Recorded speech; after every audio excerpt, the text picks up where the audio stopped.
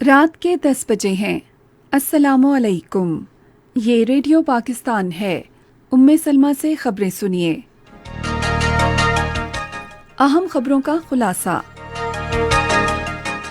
وزیر اعظم نے دیا میر بھاشا ڈیم کو ملکی معیشت کے لیے مستقبل کی شہرک قرار دیا ہے اور اس منصوبے کو 2029 کی بجائے 2026 میں مکمل کرنے کی ہدایت دی ہے۔ شاہ سلمان انسانی ہمدردی امدادی مرکز نے سال 2022 کے لیے خوراک کی فراہمی یقینی بنانے میں مدد دینے کا منصوبہ شروع کیا ہے۔ پاکستان نے افغانستان کو انسانی امداد کے تحت اٹاری واہگہ انٹیگریٹڈ چیک پوسٹ کے ذریعے 50,000 میٹرک ٹن گندم اور زندگی بچانے والی ادویات کی ترسیل کے لیے فراہم کی گئی راہداری کی مدت میں 2 ماہ کی توسیع کرنے کا فیصلہ کیا ہے۔ اور فلسطین نے کہا ہے کہ اسرائیل کے ساتھ تنازع کا واحد حل 1967 کی سرحدوں کے مطابق ایک آزاد فلسطینی ریاست کا قیام ہے، جس کا دارالحکومت اقوام متحدہ کی قراردادوں کے مطابق مشرقی بیت المقدس ہو۔ اور اب خبریں تفصیل کے ساتھ۔ وزیر اعظم محمد شہباز شریف نے دیا میر بھاشا ڈیم کو مستقبل میں ملک کی معیشت کی شہرک قرار دیتے ہوئے منصوبے کو 2029 کے بجائے 2026 تک مکمل کرنے کی ہدایت کی ہے۔ دیا میر میں آج دیا میر بھاشا ڈیم کی تعمیر کے حوالے سے بریفنگ کے بعد گفتگو کرتے ہوئے انہوں نے کہا کہ منصوبے سے بجلی کی پیداوار میں اضافہ ہوگا اور زرعی سرگرمیاں بڑھیں گی۔ انہوں نے کہا کہ دیا میر بھاشا ڈیم کی تکمیل مستقبل میں ملکی معیشت میں اہم کردار ادا کرے گی۔ انہوں نے متعلقہ حکام کو علاقے کی آبادی کو صحت کی سہولتوں کی فراہمی کے لیے جدید سہولیات سے لیس ہسپتال کی تعمیر سے متعلق رپورٹ 1 ہفتے میں پیش کرنے کی بھی ہدایت کی۔ دنیا کے دیگر حصوں کی طرح پاکستان میں بھی مسیحی برادری آج اپنا سالانہ مذہبی تہوار ایسٹر منا رہی ہے۔ اس موقع پر ملک بھر کے گرجا گھروں میں خصوصی سروسز کا اہتمام کیا گیا۔ وزیر اعظم شہباز شریف نے ایسٹر کے موقع پر مسیحی برادری کو مبارکباد دیتے ہوئے ان کے لیے نیک خواہشات کا اظہار کیا ہے۔ انہوں نے آج اپنے پیغام میں کہا کہ حضرت عیسیٰ علیہ السلام سے بے پناہ محبت اور عقیدت مسلمانوں اور مسیحیوں میں قدر مشترک ہے۔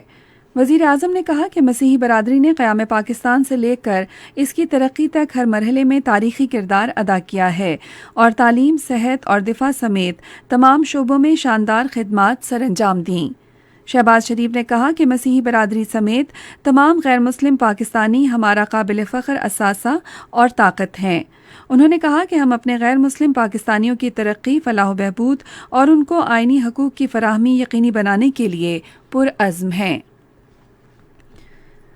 پاکستان مسلم لیگ نون کی رہنما مریم اورنگزیب نے کہا ہے کہ نامور صحافیوں کے خلاف وحشیانہ کارروائیوں پر قانون کے مطابق کارروائی کی جائے گی اور اس سلسلے میں قانون نافذ کرنے والے اداروں کو ہدایات جاری کر دی گئی ہیں۔ انہوں نے آج ایک ٹویٹ میں کہا کہ ان جرائم کو کسی صورت بھی برداشت نہیں کیا جائے گا کیونکہ مظالم کا دور اب ختم ہو چکا ہے۔ انہوں نے گزشتہ رات کراچی میں سابق وزیر اعظم عمران خان کی تقریر پر رد عمل کا اظہار کرتے ہوئے کہا کہ کراچی ملک میں سب سے بڑا ٹیکس ادا کرنے والا شہر ہے، جس کو پی ٹی آئی کے دور میں نظر انداز کیا گیا۔ ادھر وزیر اعظم شہباز شریف نے انسپکٹر جنرل پولیس اسلام آباد کو صحافیوں کا تحفظ یقینی بنانے کی ہدایت کی ہے کیونکہ یہ ریاست کی ذمہ داری ہے۔ پاکستان مسلم لیگ کی رہنما مریم اورنگزیب نے ایک بیان میں کہا ہے کہ انہوں نے آئی جی اسلام آباد احسن یونس سے رابطہ کر کے ان تک وزیر اعظم کی ہدایت پہنچا دی ہیں۔ آئی جی اسلام آباد نے یقین دلایا ہے کہ وزیر اعظم کے احکامات پر سختی سے عمل کیا جائے گا۔ شاہ سلمان انسانی ہمدردی کے امدادی مرکز نے ایک منصوبہ شروع کیا ہے جس کے تحت سال 2022 کے لیے خوراک کی فراہمی میں مدد دینے کے لیے پاکستان میں خوراک کے 75,000 پیکج تقسیم کیے جائیں گے۔ تفصیلات کے مطابق پاکستان کے تمام صوبوں میں قدرتی آفات سے نمٹنے کے ادارے کے تعاون سے تقسیم کا عمل 3 مرحلوں میں مکمل ہوگا۔ پاکستان نے افغانستان کو انسانی امداد کے تحت اٹاری واہگہ انٹیگریٹڈ چیک پوسٹ کے ذریعے 50,000 میٹرک ٹن گندم اور زندگی بچانے والی ادویات کی ترسیل کے لیے فراہم کی گئی راہداری کی مدت میں 2 ماہ کی توسیع کرنے کا فیصلہ کیا ہے۔ دفتر خارجہ کے ترجمان نے آج ایک بیان میں کہا کہ یہ توسیع افغانستان میں انسانی بحران سے نمٹنے کے لیے ہماری مخلصانہ کوششوں کی عکاس کرتی ہے۔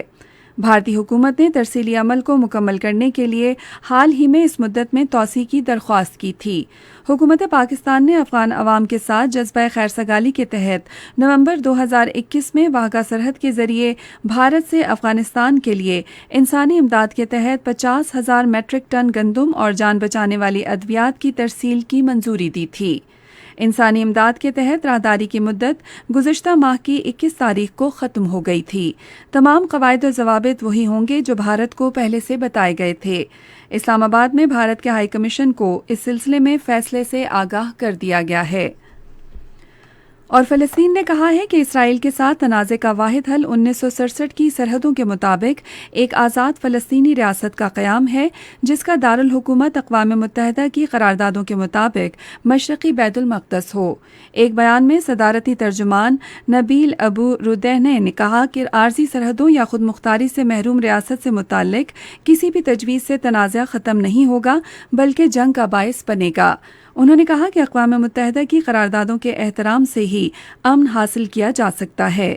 جون 1967 میں مشرقی وسطی کی جنگ میں اسرائیل نے غیر قانونی طور پر مغربی کنارے میں غزہ کی پٹی اور مشرقی بیت المقدس پر قبضہ کر لیا تھا۔ اسی کے ساتھ خبریں ختم ہوئیں۔